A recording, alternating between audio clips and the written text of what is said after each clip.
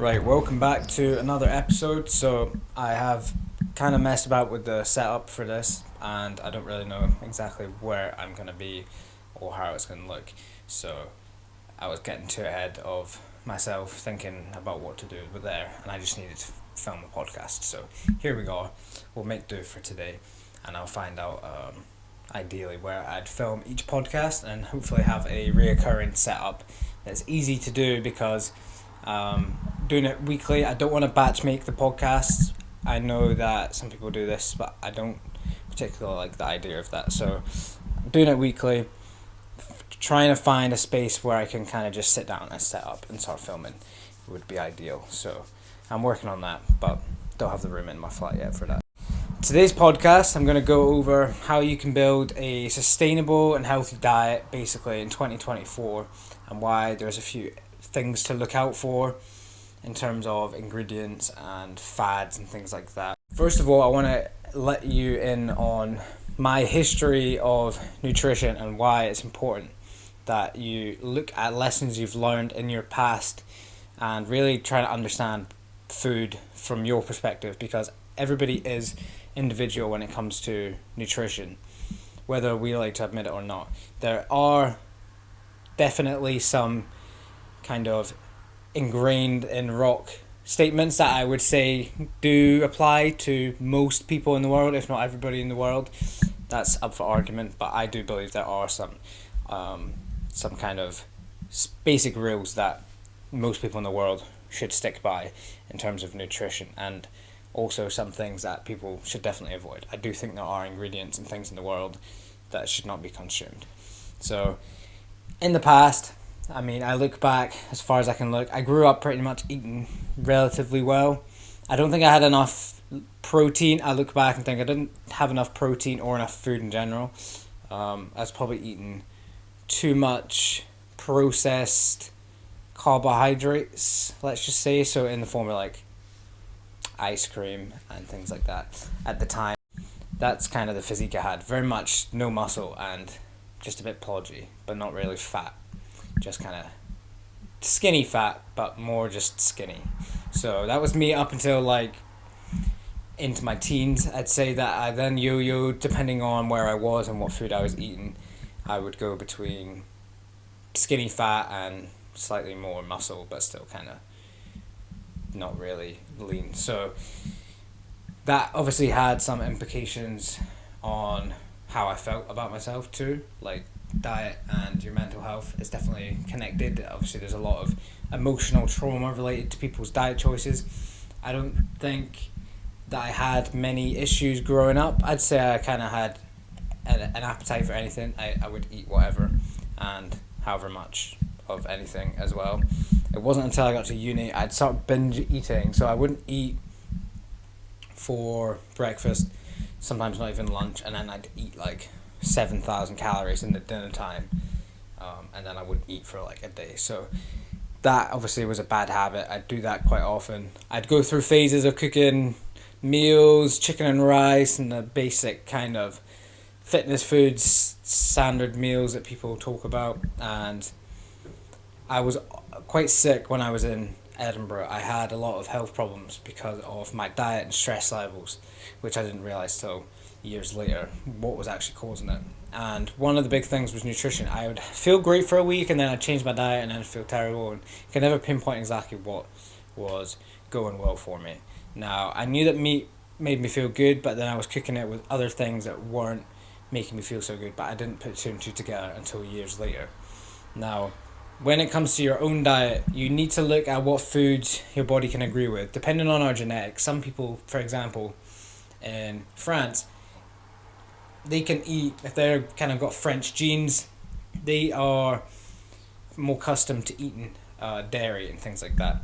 Now, if you take someone from like Japan or something like that who doesn't eat much dairy, stick them in France and they follow their kind of average diet of that person in France, they'll probably find that they can't actually stomach the foods that they eat there as well because of their genes and stuff like that. So there is these kind of differences in how our bodies form and how our bodies react to different foods, which is really important if you're struggling with eating certain fruits, certain vegetables, certain types of dairy. these can all affect your body differently. So it's very important to take things with a pinch of salt. There are some kind of in the sand rules that I like to stick by, which is like meat. I do believe animal foods are to be cherished and to be respected and to be eaten by everybody, because I feel like while vegans will say it's just slaughtering and murder and all that kind of thing, I do believe it's quite a spiritual thing, having animal foods. Now, people would say that it's just your murder and whatever. Vegans that have their opinions, it's just okay, but I still believe it's quite a spiritual thing. I still believe that animals should be eaten, like we do. There is ways to do it and ways not to do it. I don't like factory farming, things like that, but grass-fed, pasture-raised cows, I feel like it's just the earth's way of giving back to us. It's just a natural cycle, and we see this in that animal kingdom too, so it makes sense. Now, when it comes to the macronutrients, this is a big focus for people, is the 3 macronutrients. So protein, fats, carbohydrates.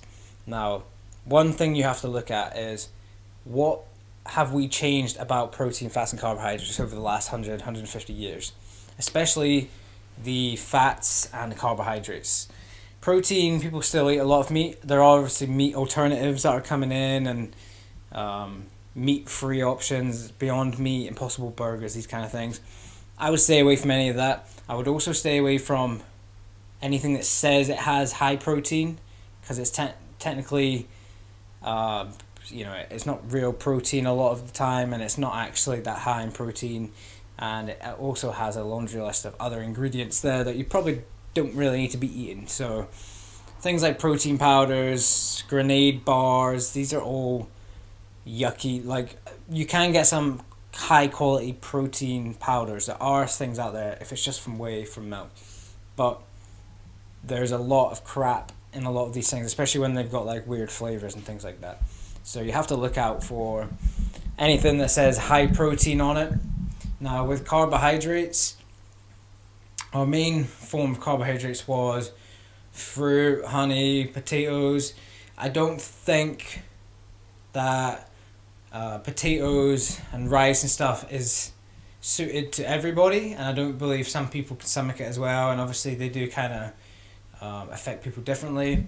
And the same goes for fruit. Fruit has changed over the years. It's not the same as it used to be, and they're all sugars at the end of the day, so you have to watch how much of these you consume. You can easily put on body fat very easily eating too much rice and potatoes and fruit. I find myself, when I have fruit, I can gorge on fruit very easily. So the synthetic carbohydrates now we see is like high fructose corn syrup. So these things are in sodas and sweets and things like that, and these are really not carbohydrates we want to be consuming. When it comes to fats, we obviously used to mainly eat fats from animal fats, so actual steak and things, the fat on the steaks, beef fat, when you cook up your beef and all the fats at the end, tallow, lard, and just basically fat we get from eating the animals. There's obviously some other fats such as olive oil, and there are some good quality seed oils that you can eat. So black seed oil is one, but olive oils were consumed as well for thousands of years. Same with animal fats, and we had no real issues. It wasn't until about 100, 120, 30 years ago we started introducing seed oils into our diet. Now, a lot of these seed oils, soybean oil, canola oil, sunflower oil, all these, there's a good list of them that are really, really not good for you and probably should be avoided if you can. Take them out your diet. I would highly suggest to do so. If you're cooking them in yourself, that's the easiest swap, is just get rid of it and buy some butter, or buy some lard, or beef tallow, or if you're having, you're not cooking, or you're having some kind of meal that doesn't require any cooking, then olive oil. If you like olive oil, that's a good fat to have as well. But avoiding any of these seed oils, they're usually in pre-packaged food. So this is one thing, when I tell people to eat more meat, they will say, okay, yeah, cool, I went to Tesco and I bought chicken, or beef steaks, and they were in the seasoning and stuff. And then you look at the back of the seasoning, and because it's obviously got oil and seasoning on it, the oil then is like sunflower oil or something like that. I'm like, you're best just getting the same steaks that you bought for cheaper without any seasoning on it, and then if you want to use seasoning, you can use seasoning, and then just cook it in beef fat or animal fat, and you're doing yourself a disservice by buying this pre-packaged stuff that has kind of crappy level seasonings on it and the seed oils. So yeah, avoiding the seed oils is a big one. Fried foods, you can fry potatoes, you can fry other foods that you'd buy from a takeaway that are usually fried. You can do this yourself with animal fats. There's no problem. So I will often eat potatoes, and we'll just shallow fry it, well, shallow cook it basically, but it's kind of shallow frying in beef tallow. So you're essentially having fried food. Now, frying is just a cooking process. So we used to think that, well, when I was growing up, I would always think that like fried food is bad. But frying is a process of cooking. It's what you're cooking and what you're cooking it in. So the type of food, obviously, if you're cooking Twinkies in animal fat, you're still eating Twinkies or whatever, which is not good. So instead of having a Mars bar fried in beef tallow, that's, you're cooking it in something good, but you're obviously, the thing you're cooking is not very good. And then same goes for potatoes fried in seed oil. So you're cooking potatoes, which is fine, but you're then cooking them in seed oil. So it's like you're doing yourself a disservice by what you cook your food in. So potatoes cooked in beef tallow go fantastic with a steak or burgers and bacon cheeseburgers, that kind of thing, So it's about what you cook your food in as much as the food you cook. So simple tips when you go shopping is just to look at the ingredient label, see what's in your food, see what other ingredients are hidden in there. You'll find there's a lot of preservatives and additives, these kind of things you can't avoid, especially meats that's already packaged in a certain shape. So like a lot of the burger patties you get in the supermarkets have got like a load of seasonings in them, but they've also got some other stuff in there that might upset your stomach or your skin, or just don't sit well with you, and aren't really what it says on the tin, So you can get these better alternatives at the butcher, or you can make them yourself, no problem. So when it comes to what should you eat, what should you avoid, obviously I've gone over seed oils, high fructose corn syrup. These are probably two, and then obviously fake meat and stuff like that.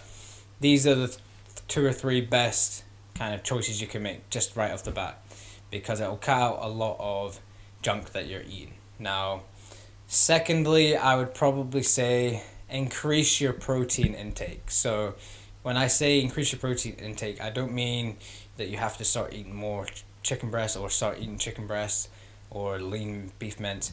Go for fattier options. One, it tastes better.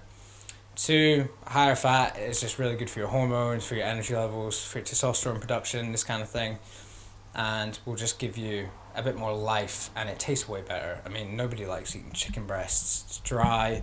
There's a reason why nobody eats chicken with just salt on it. Everyone has it with seasoning or with the sauce or with loads of other things.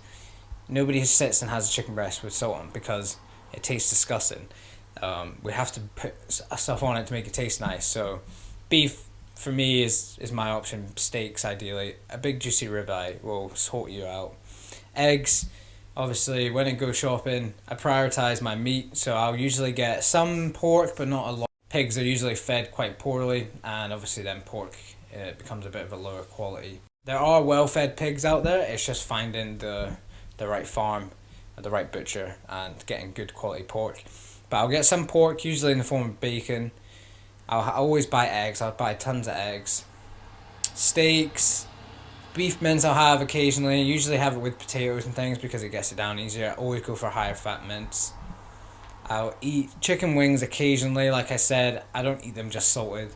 I'll usually eat them with other foods, so they go down a bit easier and I won't have a lot. And I mainly eat chicken wings because I can make bone broth. So when you cook chicken wings or any kind of chicken with bones, at the end of your meal, save all your bones up, get yourself a slow cooker, and you want to fill it up with water, put loads of salt in, and then stick all the bones in. But you want to first cook the bones for 30 minutes in the oven. So put them in the slow cooker, salt, the water. There's loads of tutorials out there. It's dead simple.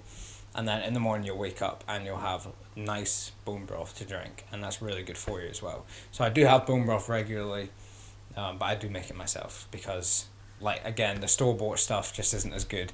I mean, it doesn't take much just to read the ingredient label. There are some good brands out there of beef broth and things like that, but a lot of the bone broth has other stuff chucked in, unfortunately.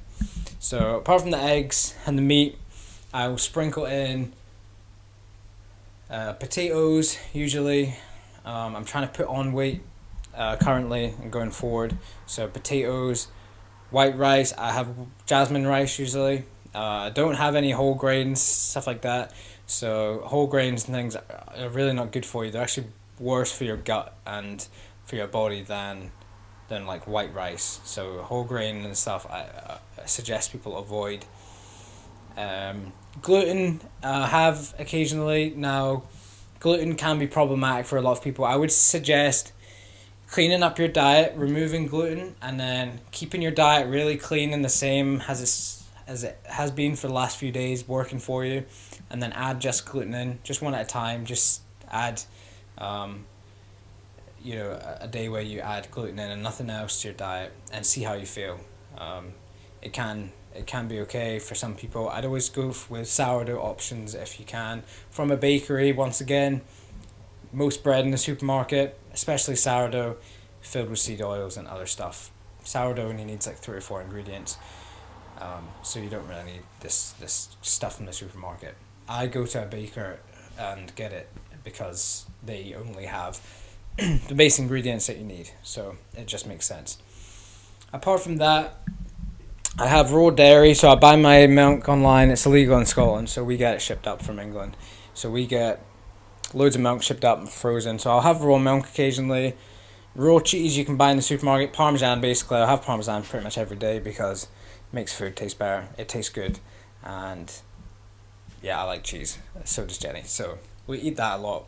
We'll have raw